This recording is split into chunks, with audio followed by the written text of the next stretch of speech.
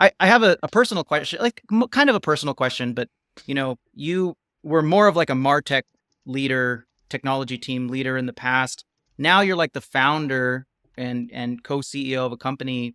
Like, has the way that you worked changed? Like, do you find that you've had to like change the way that you do things, or is it very much the same with just a different flavor? Like, what's your experience moving now into like founder?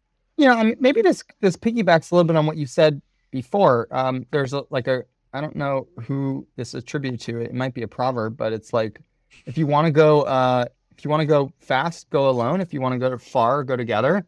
And and I think that particularly in technology spaces, Martech, RevTech, operational tech, IT tech, applied engineering to operational roles, like that is a very incredibly succinct and important mantra to carry with you, because there's lots of times, I think, depending on a company size and stage and the role you're in, where it makes a ton of sense to go alone. Like, you're trying to go as fast as possible, you make the best decision, you move forward, you take a scorched earth approach to building, and that's great. But particularly for more collaborative parts of the organization, or ones where there's risk, or ones where there's not a clear answer, being right is not the outcome. Actually getting people aligned to the outcome together is far more important. Mm. And I think that is actually a lesson that I've had to learn, maybe a little bit more hard than I would have liked over the years, is that there's usually not a right answer to a lot of things in business building. There's just, there's a feeling, and I think of it a little bit like if you guys ever seen the Kappa model, it's like for the optimal portfolio, it's basically a line that shows you how much your risk and reward is, and you want to maximize the amount of return you get while minimizing the amount of risk. And there's a tangent line, which is your return. I won't go into finance here, but the point is, there's like an optimal line of risk versus reward. And I think like a lot of people think very critically about that as like, oh, well, there's an optimal outcome for most choices in life. And I think, like, unlike the tangency line, unlike the optimal, portfolio, or the frontier, is there are lots of optimal returns or optimal outcomes that have low risk that you wouldn't see unless you work with other people. And so I guess my punchline here is that, as I move from being a Martech operator to now being a founder, I would say more than ever, I feel much like a product manager. And actually, Mm. this is a point that we didn't talk a little bit about in our pre-dialogue, but like, I think Martech and RevTech at the most technical level is a specialized form of product management. Mm-hmm. It's specialized because it's way more complicated. No diss at all to product, because product is a very specialized, concentrated, and complicated role. But there's this element that is not recreated in product, which is called working across lots of teams. That's forced upon you.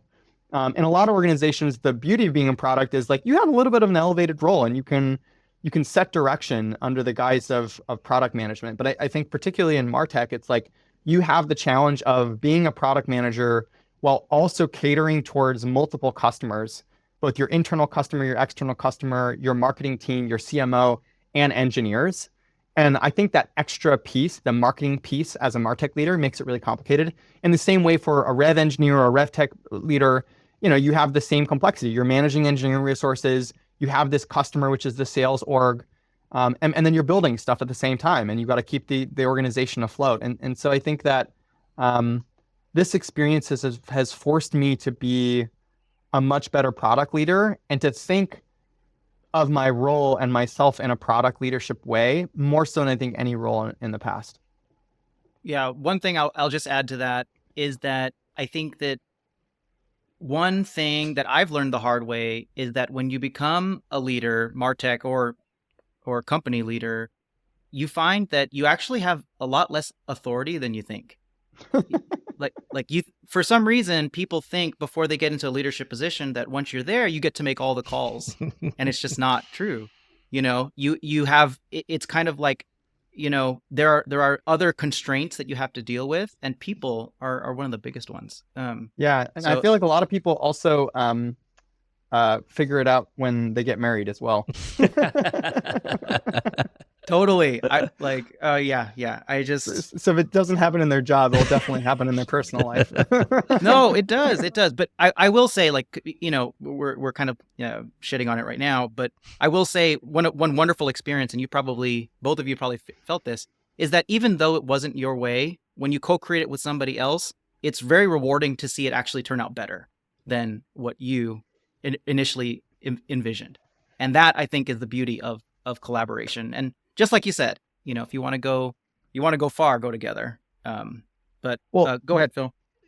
well, real quick, I Okay. mean, Yeah. your point is so important too. It's not only that the outcome is better and you feel good about it, but it's also an incredibly great way of hedging risk. And I don't think a lot of people understand this, but like if you barge into a room and make a decision, you're fully responsible for the outcome. And if it's the wrong choice, you are screwed. Yeah. Now, again, this is not a game of blame, and great organizations lean into failure and learning quickly.